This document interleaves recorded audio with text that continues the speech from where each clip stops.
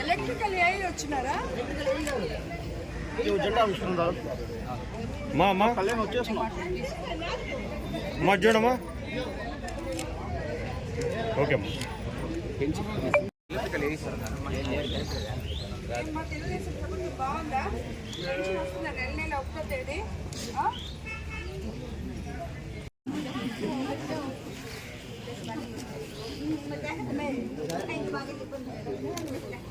Madam అమ్మా చూడమ్మా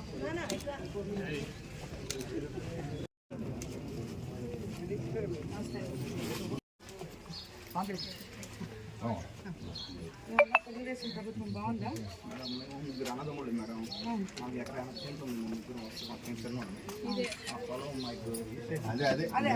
చెప్పాను.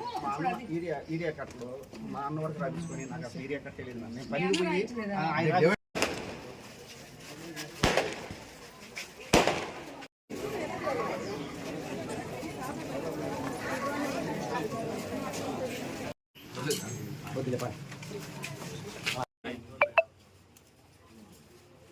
టెన్షన్ కన్ఫ్యూజ్ అయిపోతుంది.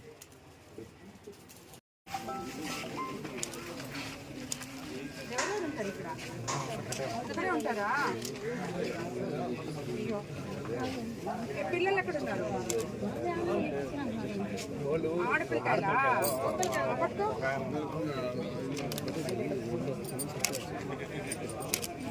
మనం ఈ సాల్మాన్పురంకి ఎలక్షన్ అయిన తర్వాత పెనుబల్లికి వెళ్ళాం, కానీ ఈ సాల్మాన్పురం ఉన్న ఏరియాకి ఇదే మొట్టమొదటిసారి నేను రావడం. సుమారు 35-40 ఇళ్ళు వరకు ఇంటింటికి వెళ్ళి ప్రచారం చేయడం జరిగింది. తెలుగుదేశం ప్రభుత్వం ఎలా ఉంది, మీకు సంక్షేమం అభివృద్ధి ఎలా చేస్తున్నాము అని అడగడం జరిగింది.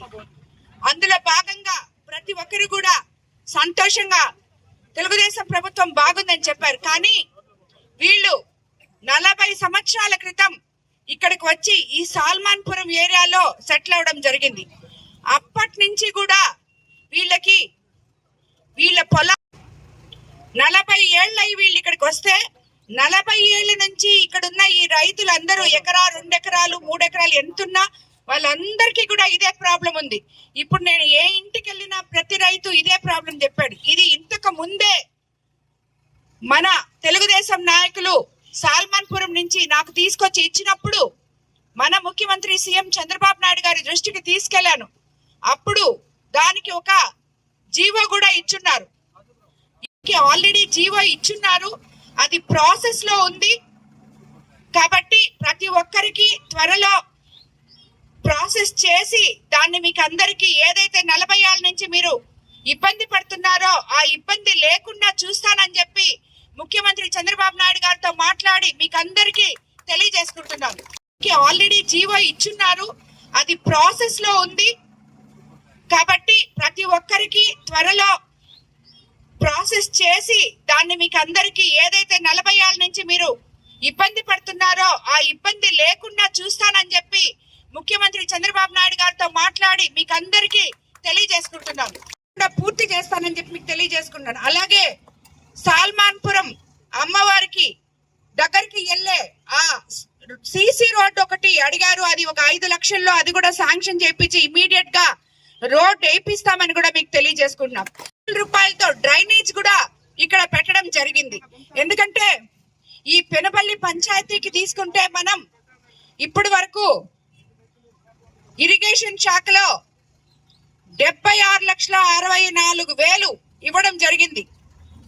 8,50,50,000తో పెనుబల్లి సాగునీటి కాలువలు పునరుద్ధరణ, 10,90,000తో సదరన్ ఛానల్, 4,94,000తో కేటీఎస్ ఛానల్ బండ్ బలోపేతం, 9,60,000తో సాల్మాన్పురం కొండాయిగుంట కొలవ వైపు కల్వర్ట్ పునర్నిర్మాణం, 8,50,000తో కాలువ గోడలకు మరమ్మతులు చేయడం జరిగింది. అలాగే 10 లక్షలతో సదరన్ ఛానల్, 4,90,000తో కేటీఎస్ ఛానల్, 5 లక్షలతో పెనుబల్లి దొరువు కాలువ, 4,50,000తో పెనుబల్లి ఛానల్ కి మరమ్మతులు 9,75,000తో సదరన్ ఛానల్ పై కల్వర్ట్ మరమ్మతులు అంటే సుమారు ఇరిగేషన్ శాఖలో పెనుబల్లి పంచాయతీకి 76,64,000 మనం ఖర్చు పెట్టాం.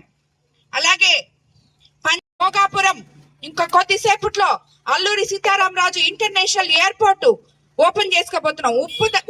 ఉత్తరాంధ్ర ప్రజల కళ నెరవేరిన రోజు ఇది. అధికారంలోకి వచ్చిన 2 ఏళ్లలోనే సీఎం చంద్రబాబు గారు ఎయిర్పోర్ట్ పూర్తి చేశారు. సుమారు 4,750 కోట్ల వ్యయంతో నిర్మాణం జరిగింది. సుమారు 2,203 ఎకరాల విస్తీర్ణంలో ఈ ఎయిర్పోర్ట్ వచ్చింది. ఆగస్టు 1 ఈ రోజు మన ప్రధాని నరేంద్ర మోడీ గారు దాన్ని 10:30 గంటలకి ప్రారంభోత్సవం చేయబోతున్నారు. అల్లూరి సీతారామరాజు పేరుతో ఇంటర్నేషనల్ ఎయిర్పోర్ట్ మనకి రాబోతుంది. అలాగే advanced technology international standards world class infrastructure తో ఇది గడువు కన్నా ముందే కంప్లీట్ చేయడం జరిగింది. ఇది మన ముఖ్యమంత్రి చంద్రబాబు నాయుడు గారి సమర్థత, అనుభవం ఉన్న ముఖ్యమంత్రి అని చెప్పి పదే ఆయన ఎప్పుడూ నిరూపించుకుంటూ ఉంటారు. మనం ఏది కూడా పూర్తి చేసి ప్రజలకి అంకితం చేసిన రోజే అది మనం నెరవేర్చినట్టు ప్రజల కళ అని చెప్పి భావించే ఏకైక ముఖ్యమంత్రి చంద్రబాబు నాయుడు గారని మీకు నేను తెలియజేసుకుంటున్నాను. బాధపడుతూ ఉంటే ఆర్థికంగా కుటుంబ పెద్దలాగా మన ముఖ్యమంత్రి చంద్రబాబు నాయుడు గారు ఆదుకుంటున్న ఈ పథకం ఎంతో గొప్పది. ఎందుకంటే మన కోవూరు కాన్స్టిట్యున్సీలో ఈ రోజు సుమారు 10.5 కోట్లు 1000 మందికి పైగా సీఎంఆర్ఎఫ్ ఫండ్స్ ఇవ్వడం జరిగింది. కాబట్టి